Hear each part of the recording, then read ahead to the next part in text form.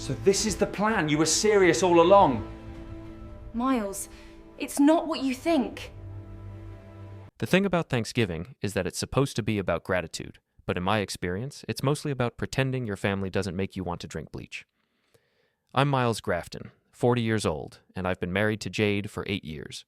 8 years of her mother treating me like hired help, and her friends acting like I'm some kind of charity case they all decided to adopt. Before we dive deeper into this story, I have one small request. Please subscribe, drop a like, comment, and hit that hype button to boost this channel so more people can discover these incredible Reddit stories. I work logistics at Brennan Industries, coordinating shipments and inventory for a mid-sized manufacturing company. It's not glamorous, but it pays well enough to keep Jade in her designer handbags and her mother in her delusions of grandeur. Jade works as a receptionist at Miller Dental Clinic downtown, which is owned by Dr. Conrad Miller, a guy who drives a BMW and talks about his investment properties like he's Donald Trump. This particular Thanksgiving, I was running late to Jade's parents' house because of a last-minute crisis at work. A shipment of steel components got delayed, and I had to coordinate with 3 different trucking companies to get everything sorted before the holiday weekend.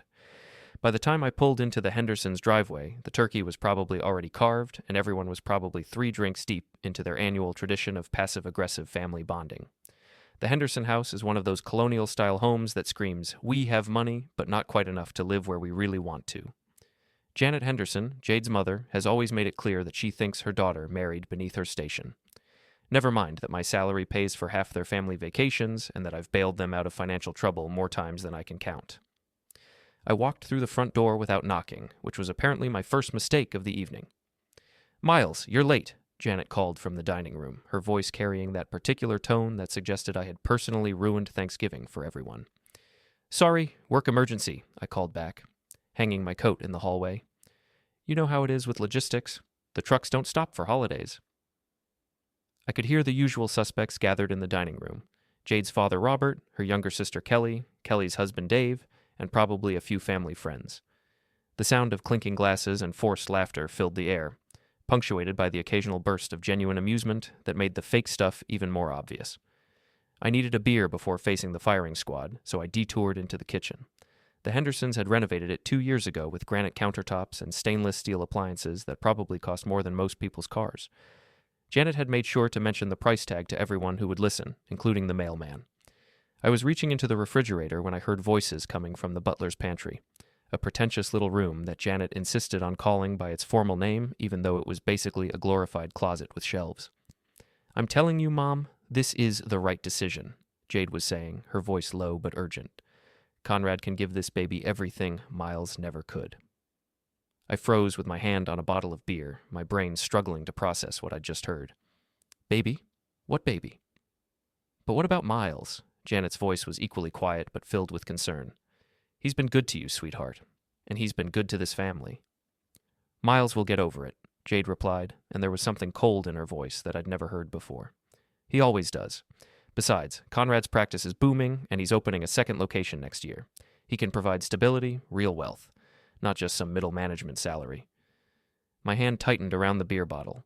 8 years of marriage, and this was how my wife talked about me when she thought I wasn't listening. "Are you sure about this?" Janet asked. "I mean, are you absolutely certain the baby is Conrad's?" "Mom, I've been careful about timing," Jade said, and I could practically hear her rolling her eyes. "Trust me, there's no way this baby could be Miles. Conrad and I have been planning this for months." The beer bottle slipped from my numb fingers and crashed to the kitchen floor, sending glass shards and foam across the expensive tile. The conversation in the pantry stopped abruptly. "What was that?" Jade's voice was sharp with alarm. I stood there for a moment, staring at the mess at my feet, my mind reeling. My wife was pregnant, with another man's baby, and they'd been planning it. "Miles?" Jade appeared in the kitchen doorway, her face flushed. She was wearing a burgundy dress that I'd bought her for our anniversary last month, and her dark hair was pulled back in an elegant updo that probably took her an hour to perfect. She looked beautiful and guilty and like a complete stranger. "Dropped a beer," I said, my voice surprisingly steady. "Sorry about the mess." Janet bustled in behind her daughter, already reaching for paper towels and a broom. "Oh, don't worry about it, Miles. These things happen." But Jade was studying my face with the intensity of someone trying to figure out how much I'd overheard. Her green eyes, which I'd once thought were the most beautiful things in the world, now looked calculating and cold. "How long have you been in here?" she asked casually, but I could hear the tension underneath. "Just walked in," I lied, crouching down to help clean up the glass. "Work ran late, like I said." The three of us cleaned up the broken bottle in silence, but I could feel both women watching me, trying to gauge whether their conversation was still secret. I kept my face neutral, a skill I'd learned from years of dealing with difficult suppliers and demanding timelines. When the kitchen was clean, we all trooped into the dining room, where the rest of the family was already seated around a table that groaned under the weight of Janet's traditional Thanksgiving spread. Turkey, stuffing, mashed potatoes, green bean casserole, cranberry sauce, all the classics, prepared with the kind of obsessive attention to detail that Janet brought to everything she considered important. "There he is," Robert Henderson boomed from the head of the table. He was a big man with silver hair and the kind of hearty demeanor that made him popular at the country club. "We were starting to think you'd abandoned us for a TV dinner and football." "Never," I said, forcing a smile as I took my usual seat next to Jade. "You know I wouldn't miss Janet's turkey." The conversation flowed around me as we ate. Talk of Kelly's new job at the bank, Dave's promotion, Robert's golf game, Janet's book club. Normal family stuff that felt surreal given what I'd just learned. I participated when directly addressed, made the appropriate noises of interest and approval, but inside I was trying to process the magnitude of what I'd discovered. My wife was pregnant with another man's baby. Not just any man, but her boss, Dr. Conrad Miller, a guy I'd met at several office parties and always thought was a pretentious ass. They'd been planning this, which meant the affair had been going on for months, maybe longer. I watched Jade throughout dinner, looking for signs I'd missed. She wasn't showing yet, but now that I knew what to look for, I could see subtle changes. She'd been tired lately, going to bed earlier than usual. She'd stopped drinking wine with dinner, claiming she was trying to be healthier. She'd been moody, snapping at me over little things and then apologizing with unusual sweetness. All the signs had been there. I'd just been too trusting, too comfortable in my marriage to see them. "Miles, you're quiet tonight," Kelly observed as Janet served dessert. "Everything okay?" "Just thinking about work," I said. "Big shipment coming in next week, lots of moving parts to coordinate." "Always working," Jade said, reaching over to pat my hand. The touch that once would have been comforting now felt like a lie. That's my dedicated husband. The irony wasn't lost on me. Here she was, playing the role of the supportive wife, while carrying another man's child and planning to leave me for him. After dinner, the men retreated to Robert's study for brandy and cigars, while the women cleaned up and gossiped in the kitchen. It was a tradition I usually enjoyed. Robert was a good storyteller, and Dave was funnier than his quiet demeanor suggested. But tonight, I couldn't concentrate on their conversation about football and politics. I kept thinking about that prenup we'd signed before our wedding. Jade had insisted on it, claiming it was just a formality that her father's lawyer had recommended. At the time, I'd thought it was romantic. Two people so in love that they needed legal protection from the possibility of ever falling out of love. Now I realized it might be the only thing standing between me and complete financial ruin. The prenup was pretty standard stuff. We'd each keep our premarital assets, and anything acquired during the marriage would be split equitably. The house was mine. I'd bought it 2 years before we met, but we'd put a lot of money into renovations over the years. Jade's name wasn't on the deed, but she might have a claim to some of the equity we'd built up. More importantly, there was a clause about infidelity. If either party could prove adultery, the cheating spouse would forfeit their claim to shared assets and wouldn't be eligible for alimony. Jade's lawyer had insisted on including it, claiming it was protection for both of us. I wondered if she remembered that clause now. When it was time to leave, Jade was unusually affectionate, kissing me goodbye and telling me she loved me in front of her whole family. I played along, but inside I was already planning my next moves. The drive home was silent. Jade stared out the window while I navigated the familiar streets of our neighborhood, my mind racing with questions and possibilities. How long had the affair been going on? Did anyone else know? How far along was she? When was she planning to tell me? "You were quiet tonight," Jade said as we pulled into our driveway. "Just tired," I replied. "Long day." She nodded, apparently satisfied with my explanation. We went through our usual bedtime routine. She took a shower while I checked the locks and turned off the lights. Then I brushed my teeth while she did her skincare routine. Normal, domestic, married life, except now it all felt like an elaborate performance.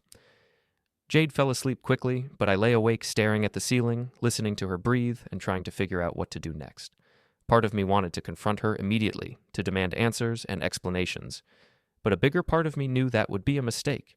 If I was going to play this game, I needed to play it smart. The next morning, Jade was gone before I woke up. She'd left a note on the kitchen counter saying she was going shopping with her sister Kelly, followed by lunch and a movie. It was Black Friday, after all, and the Henderson women took their post-Thanksgiving retail therapy seriously. I made coffee and sat at the kitchen table, staring at Jade's note and trying to decide on my next move. The smart thing would be to gather evidence before making any accusations. If she was planning to leave me for Conrad, she was probably being careful about covering her tracks. But people always make mistakes when they think they're safe. I started with her computer. Jade wasn't particularly tech-savvy, and she used the same password for everything. Sparkle23, her childhood dog's name plus her birthday. I'd set up most of her online accounts myself over the years, so I knew her habits. Her email was disappointingly clean. Either she was using a different account for her affair, or she was smart enough to delete incriminating messages. But her browser history was more revealing. Lots of searches for prenatal vitamins, pregnancy symptoms, and maternity clothes. She'd also been looking at apartments in the upscale part of town, near Conrad's dental practice. Her social media was where I hit pay dirt. Jade was addicted to Instagram and Facebook, constantly posting photos of her meals, her outfits, and her activities. But it was her private messages that told the real story. She had a group chat with her 3 closest friends, Lisa Martinez, Chantel Brooks, and Amy Foster. They called themselves The Squad, and used the chat to coordinate their social lives and share gossip. I'd always thought it was harmless girl talk, but now I could see it had been much more than that. The messages went back months. At first, they were just complaints about me, how I worked too much, how I didn't appreciate her, how I was comfortable but not exciting. Then Conrad started appearing in the conversations. Had lunch with Dr. Miller today to discuss the new patient intake system, she'd written in July. God, he's so sophisticated. Did you know he went to Harvard for undergrad? Jade, you're married, Lisa had replied, but with a laughing emoji that suggested she wasn't entirely serious. I'm just saying, some men know how to make a woman feel special, Jade had responded. The messages got progressively more intimate over the summer.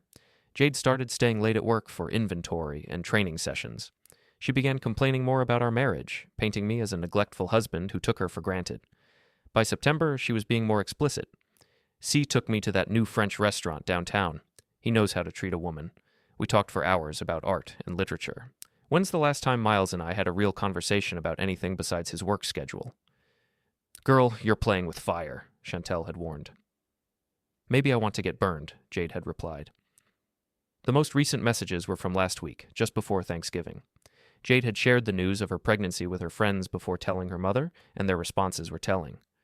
Are you sure about this? Amy had asked. Miles is a good guy. He doesn't deserve this.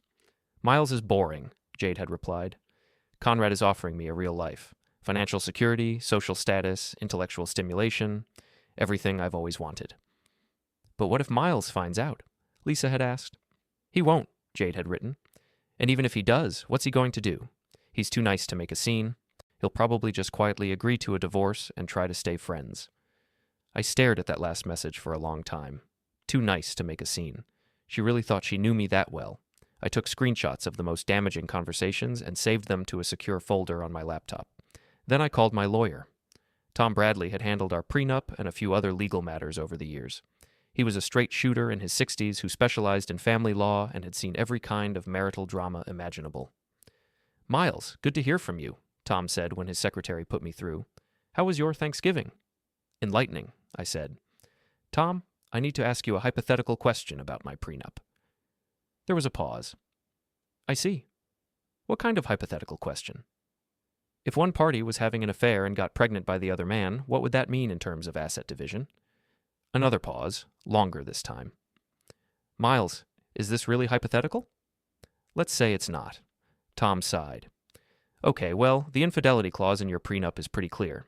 If you can prove adultery, Jade would forfeit her claim to shared marital assets and wouldn't be eligible for alimony. The pregnancy would actually strengthen your case, especially if you can prove paternity. What about the house? The house is yours free and clear. It was your premarital asset, and while she might normally have a claim to some of the equity from improvements made during the marriage, the infidelity clause would void that. And if she's been planning this for months, if there's evidence that the affair was premeditated, that would make it even worse for her legally, Tom said. Miles, how solid is your evidence? Solid enough, I said. What's my next move? Come in Monday morning. Bring everything you have. We'll need to move carefully, but if what you're telling me is true, you're in a very strong position. After I hung up with Tom, I felt something I hadn't experienced in years. A sense of control. For too long, I'd been the accommodating husband, the reliable provider, the guy who kept his head down and avoided conflict. But Jade had made a crucial mistake. She'd underestimated me. I spent the rest of the day planning. First, I needed to secure my finances. I couldn't empty our joint accounts without triggering suspicion, but I could make sure Jade couldn't clean them out if she got spooked. I transferred most of the money to a new account in my name only, leaving just enough in the joint account to cover normal expenses. Next, I needed more evidence. The social media messages were good, but I needed something that directly proved the affair. I decided to follow Jade the next time she claimed to be working late. I didn't have to wait long. On Monday evening, Jade announced that she had to stay late for a staff meeting about new office procedures. She'd be home around 9, she said, kissing me goodbye with the same fake affection she'd been showing since Thanksgiving. I waited 20 minutes, then drove to the dental clinic. Jade's car was in the parking lot, but so was Conrad's BMW. The office was dark, except for a light in the back, probably Conrad's private office. I parked across the street and waited. At 8:30, they emerged together, Jade laughing at something Conrad had said. He walked her to her car, and they kissed. Not a friendly peck, but a long, passionate kiss that left no doubt about the nature of their relationship. I took photos with my phone, making sure to get clear shots of both their faces and the license plates of both cars. Then I followed them to a restaurant downtown, where they had dinner like a real couple. More photos, more evidence. They were so confident, so careless. They didn't even look around to see if anyone was watching. Conrad kept touching Jade's hand across the table, and she was glowing in a way I hadn't seen in years. She looked happy, genuinely happy, in a way that made it clear she hadn't been happy with me for a long time. It should have hurt more than it did. Instead, I felt oddly detached, like I was watching strangers. The woman in that restaurant wasn't the Jade I'd married. Maybe she never had been.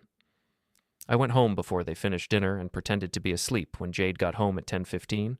She slipped into bed quietly, probably thinking she was being considerate, and I lay there listening to her breathe and planning her destruction. The next morning, I met with Tom Bradley and showed him everything I'd collected.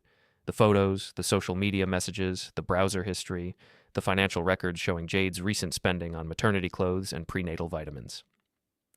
"This is good work," Tom said, reviewing the evidence. "Very thorough. With this kind of documentation, we can file for divorce on grounds of adultery and be confident of a favorable outcome." "I want more than a favorable outcome," I said. "I want her to understand that actions have consequences." Tom raised an eyebrow. "Miles, I understand you're angry, and you have every right to be, but revenge isn't really what the legal system is designed for." "I'm not talking about anything illegal," I said, "but she's been planning this for months, Tom. She's been lying to me, manipulating me, spending my money while she planned to leave me for another man. She thinks I'm too nice to fight back. I want to prove her wrong." Tom nodded slowly. "What did you have in mind?" "I want to file for divorce, but I don't want her to know it's coming. Can we do that?" "We can prepare all the paperwork and have her served without warning," Tom said. "But Miles, that's going to create a lot of drama. Are you prepared for that?" "I'm counting on it," I said. The next few days were the strangest of my marriage. Jade continued her routine as if nothing had changed, going to work, coming home, making dinner, watching TV with me on the couch. But now I could see through all of it. The way she checked her phone constantly. The way she smiled to herself when she thought I wasn't looking. The way she found excuses to touch her still flat stomach. She was living in a fantasy, planning her new life with Conrad while maintaining the facade of our marriage. I wondered if she felt any guilt at all, or if she'd already mentally moved on so completely that I was just an obstacle to be managed until she was ready to make her exit. I played my part perfectly. I was the same reliable, slightly boring husband I'd always been. I asked about her day, helped with dinner, discussed weekend plans. But inside, I was counting down the hours until I could drop the bomb that would destroy her carefully laid plans. On Wednesday, Tom called to let me know the divorce papers were ready.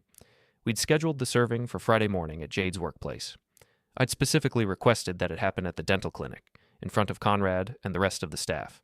If Jade wanted drama, I'd give her drama. But first, I had one more piece of business to take care of. Thursday evening, I suggested we go out for dinner. "We haven't had a proper date night in ages," I said. "What do you say we try that new Italian place downtown?" Jade looked surprised, but pleased. "That sounds wonderful," she said. "It's been forever since we've done something romantic." The irony was thick enough to cut with a knife, but I just smiled and made reservations. We had a nice dinner.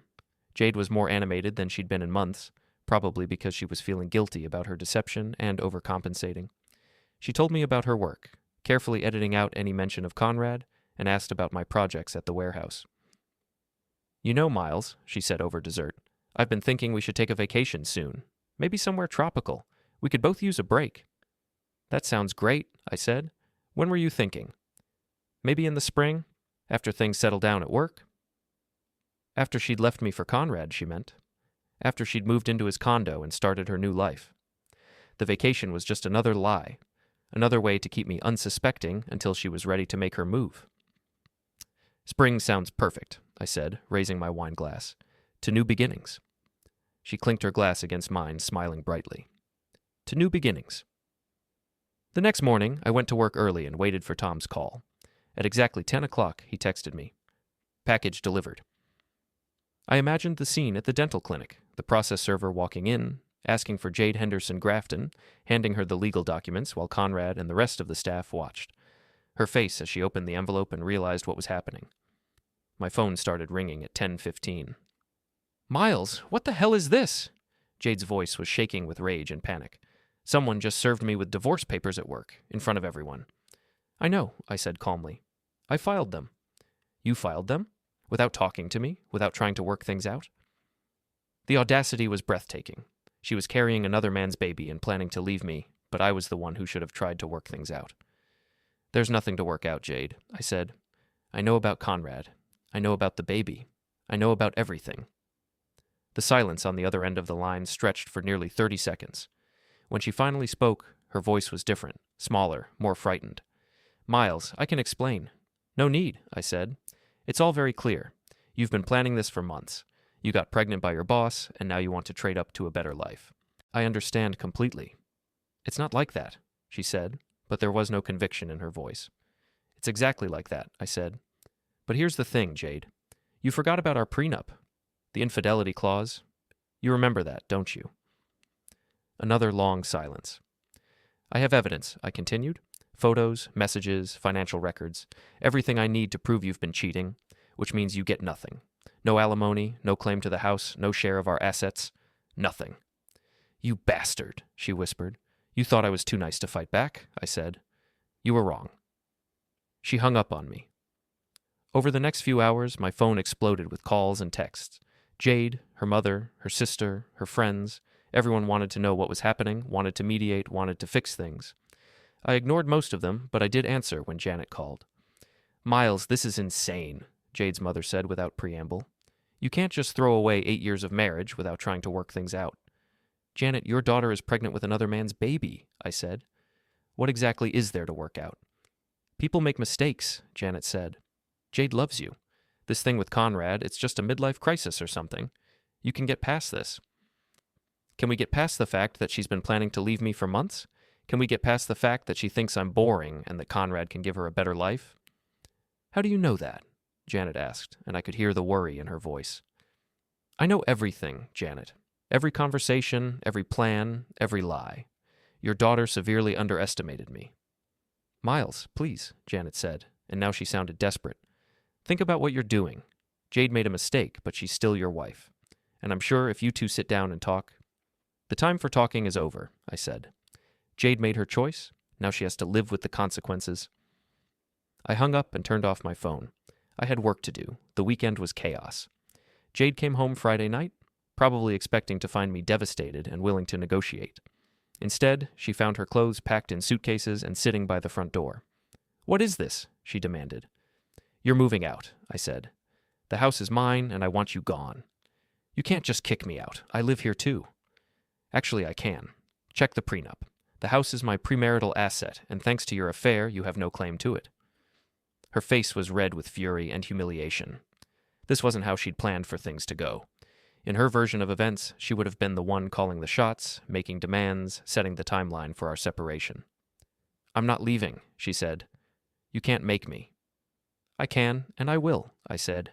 "You can go voluntarily, or I can have you removed. Your choice." She stared at me like she was seeing me for the first time. The mild-mannered husband who'd always avoided conflict was gone, replaced by someone she didn't recognize. "Who are you?" she asked quietly. "I'm the man you married," I said. "You just never bothered to really know me." She left that night, taking her suitcases and her wounded pride. I assumed she went to Conrad's place, though I didn't particularly care. My house felt different without her in it. Not empty, but clean somehow, like I'd finally gotten rid of something that had been making me sick without realizing it. By Monday morning, news of our divorce had spread through both our social circles like wildfire. The logistics industry in our town was small and gossipy, and the dental community was even worse. Everyone had an opinion about what had happened, and most of those opinions were unfavorable to me. I discovered this when I arrived at work to find my friend Dave Morrison waiting by my office. Dave was a project manager at a competing logistics company, and we'd been friends for about 5 years. We played poker together twice a month and had season tickets to the local minor league baseball team. "Miles, what the hell is going on?" Dave asked as soon as he saw me. "I heard you filed for divorce on Friday, but Jade's been telling people you just snapped for no reason." "Did she mention the part where she's pregnant with her boss's baby?" I asked, unlocking my office door. Dave's face went pale. "Jesus, are you serious?" "Absolutely serious. She's been having an affair for months, planning to leave me for Dr. Conrad Miller. I just beat her to the punch." "Why didn't you tell me?" Dave asked, following me into my office. "I could have helped, been there for you." "I needed to handle it myself," I said, sitting down at my desk. "But thanks." Dave shook his head. "This is unbelievable. I mean, I always thought you and Jade were solid. She seemed so devoted to you." "She's a good actress," I said, "but apparently not good enough." Over the next few days, I learned that Jade was working overtime to control the narrative about our divorce. She was telling people that I'd become suspicious and controlling, that I'd accused her of cheating without evidence, that I'd filed for divorce in a fit of jealous rage. She was painting herself as the victim and me as the villain, and it was working. Several of our mutual friends reached out to express their disappointment in my behavior. They thought I was having some kind of breakdown, that I was destroying a good marriage over unfounded suspicions. The worst was when my poker group, Dave, Rick Santos, Mike Chen, and Paul Williams, staged what they called an intervention. They came to my house on Wednesday evening, armed with beer and good intentions. "Miles, we're worried about you," Rick said as I let them into my living room. Rick was a good guy, a contractor who'd done some work on my house a few years back. "This whole thing with Jade seems really out of character."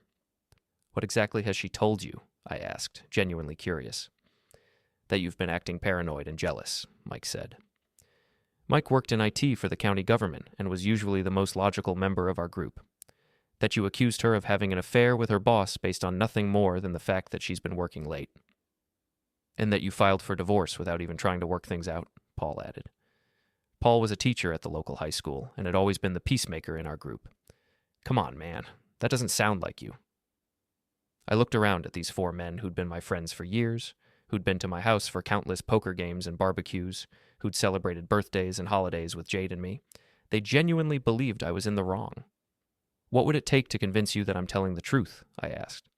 "Evidence," Dave said immediately. "Real evidence, not just suspicions." I went to my laptop and pulled up the folder of screenshots and photos I'd collected. "Okay," I said, "but once I show you this, you can't unsee it, and you can't pretend you don't know." They all nodded, so I started with the social media messages. I read them the conversations between Jade and her friends, the ones where she complained about our marriage and bragged about her affair with Conrad. Their faces changed as I read.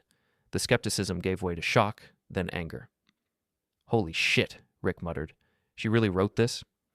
"She really wrote it," I confirmed. Then I showed them the photos from the restaurant. Jade and Conrad kissing in the parking lot, holding hands over dinner. "This is from last Monday night," I said, when she told me she was working late. The room was silent for a long time. Finally, Paul spoke up. "Miles, I'm so sorry," he said. "We had no idea. The way she was talking, we thought you'd lost your mind." "She's been very convincing," I said, "but the evidence doesn't lie." "What are you going to do?" Mike asked. "I'm going to divorce her and move on with my life," I said. "The prenup protects me financially, and I have enough evidence to ensure she gets nothing." "But what about everyone else?" Dave asked. "I mean, she's been telling this story to a lot of people. Your reputation is getting trashed." That was true. I'd already noticed the change in how people treated me at work and around town. Conversations stopped when I walked into a room. People who used to be friendly were now polite but distant. Jade's version of events was winning the public relations battle. "Let me ask you guys something," I said. "Now that you know the truth, are you going to set the record straight? Are you going to tell people what really happened?" They looked uncomfortable. Rick was the first to answer. "Miles, you know I'll support you," he said. "But getting involved in this kind of drama, It's messy. People are going to take sides, and it could affect my business. The others nodded in agreement. They believed me now, but they weren't willing to publicly defend me. It was too risky, too complicated, too likely to blow back on them. I understand, I said, but I really didn't. These were supposed to be my friends, but when it mattered, they were choosing their own comfort over my reputation. After they left, I sat alone in my living room, drinking beer and thinking about loyalty. Jade had betrayed me in the most fundamental way possible, but somehow I wasn't as angry about that as I was about my friend's unwillingness to stand up for the truth. Maybe that's because I'd already written off my marriage, but I'd thought my friendships were worth more than they apparently were. The next morning, I made a decision that would change everything. If people wanted to believe Jade's lies, I'd give them something real to talk about. I called Tom Bradley and asked him to schedule a press conference. A press conference? Tom sounded confused. Miles, divorce proceedings aren't usually public events. This one is going to be, I said. I want to present my evidence publicly. I want everyone to know exactly what kind of person Jade really is. That's not advisable, Tom said carefully. It could be seen as vindictive. It might actually hurt your case. My case is already solid, I said. This isn't about the legal proceedings. This is about the truth. Tom sighed. Miles, I understand you're angry, but public humiliation isn't going to make you feel better in the long run. We'll see, I said. I didn't end up holding a press conference. Tom talked me out of it, and I realized he was probably right. But I did decide to take a more direct approach to setting the record straight. Friday night was karaoke night at Murphy's Pub, a local bar that most of our social circle frequented. It was the kind of place where everyone knew everyone, and gossip spread faster than wildfire. If I wanted to tell my side of the story, this was the perfect venue. I arrived around 9 o'clock to find the place packed with the usual crowd. Dave and the poker guys were there, along with several other people I knew from work and around town. I also spotted some of Jade's friends, including Lisa Martinez and Chantel Brooks, who were probably there to monitor the situation and report back. I ordered a beer and waited for the right moment. It came when Rick Santos got up to sing Friends in Low Places, badly, as usual. When he finished, I stood up and walked to the karaoke machine. I'd like to say something, I announced, taking the microphone. The bar quieted down, sensing drama. Most of you have probably heard that my wife and I are getting divorced, I began. And you've probably heard her version of why that's happening. I thought it was time you heard mine. I could see people pulling out their phones to record. Good. I wanted this to be documented. 3 weeks ago, on Thanksgiving Day, I overheard my wife telling her mother that she was pregnant with another man's baby, I said. That man is Dr. Conrad Miller, her boss at the dental clinic where she works. A murmur went through the crowd. Lisa and Chantel looked like they wanted to disappear. Now, I know some of you think I'm the bad guy here, I continued, that I jumped to conclusions, that I filed for divorce without trying to work things out. So let me share some evidence with you. I pulled out my phone and started reading from Jade's social media messages, the ones where she bragged about her affair and called me boring. The bar was silent, except for my voice. This message is from 2 weeks ago, I said. Miles is boring. Conrad is offering me a real life. Financial security, social status, intellectual stimulation, everything I've always wanted. I looked around the room, making eye contact with people I'd known for years. And this one, from last week. Miles won't make a scene. He's too nice. He'll probably just quietly agree to a divorce and try to stay friends. I set down my phone and looked directly at Dave, Rick, Mike, and Paul. She was right about one thing, I said. I am too nice. I've spent years being accommodating, avoiding conflict, trying to keep everyone happy. But you know what? Being nice got me a cheating wife and friends who were ready to believe the worst about me without asking for my side of the story. Dave had the grace to look ashamed. The others just stared at their drinks. So here's what's going to happen, I continued. I'm divorcing Jade. Thanks to our prenup and the evidence of her adultery, she gets nothing. No alimony, no claim to our house, no share of our assets, nothing. I handed the microphone back to the karaoke host and walked toward the door. But before I left, I turned back one more time. Oh, and for those of you who think I'm being too harsh, I said, ask yourselves this. If your spouse was carrying someone else's child and planning to leave you, what would you do? The bar was still silent as I walked out into the cold night air. My phone started ringing before I even got to my car. Jade, probably alerted by one of her friends about my public confession. I let it go to voicemail. The next morning, I woke up to 17 missed calls and 43 text messages. Word of my karaoke confession had spread beyond the people who were actually there, thanks to social media and the small town gossip network. Some of the messages were supportive, people who said they'd suspected something was wrong with Jade's story, who apologized for doubting me. Others were critical, calling me vindictive and cruel for humiliating Jade publicly, but the one that mattered most was from Dave Morrison. "I'm sorry, man. I should have trusted you. Want to grab lunch and talk?" I did want to talk, so I met Dave at a diner outside of town where we could have some privacy. "I feel like shit," Dave said as soon as we sat down. "You're one of my best friends, and I basically called you a liar to your face." "You didn't know," I said. "Jade was very convincing." "That's no excuse," Dave said. "I should have known you better than that. You're not the kind of guy who would blow up his marriage over nothing." "Apparently, I'm not the kind of guy anyone really knows," I said, "including my wife." Dave winced. "How are you holding up?" "Better than expected," I said, and I realized it was true. I thought I'd be devastated, but mostly I just feel free, like I've been carrying around this weight for years without realizing it. "What weight?" I thought about how to explain it. "The weight of being someone I'm not," I said finally. "Of being the accommodating husband, the nice guy who never makes waves. Jade didn't fall in love with the real me. She fell in love with a version of me that was safe and manageable and boring." "And Conrad isn't boring?" "Conrad has money and status and probably tells her she's sophisticated," I said. "He represents everything she thinks she wants, at least until she actually has to live with him full time." Dave laughed despite himself. "You think it won't last?" "I think Jade is in love with the idea of Conrad more than Conrad himself," I said, "but that's not my problem anymore." We talked for another hour, and by the time we left, I felt like I had at least one real friend back. It wasn't much, but it was a start. The following week brought more developments.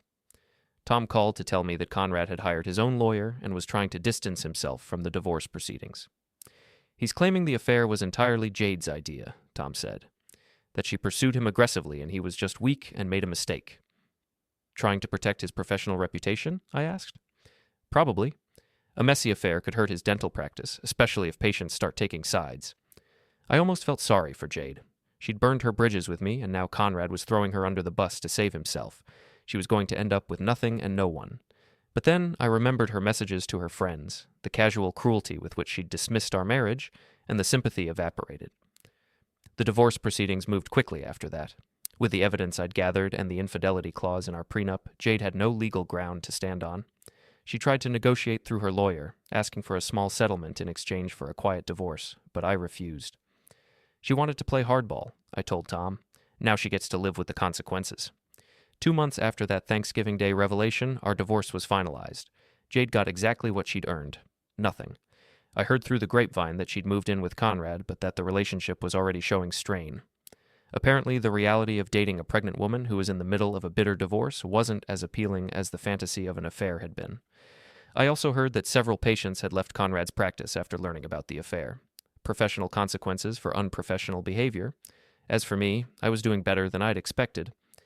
The house felt like home again without Jade's constant dissatisfaction filling it. I'd started dating a woman named Sarah, who worked in accounting at a company we did business with. She was funny and straightforward and seemed to actually like spending time with me. But the real change was in how I saw myself. I wasn't the accommodating nice guy anymore. I was someone who stood up for himself, who demanded respect, who didn't let people walk all over him. It had taken my wife's betrayal to teach me that lesson, but I supposed some education was worth the price.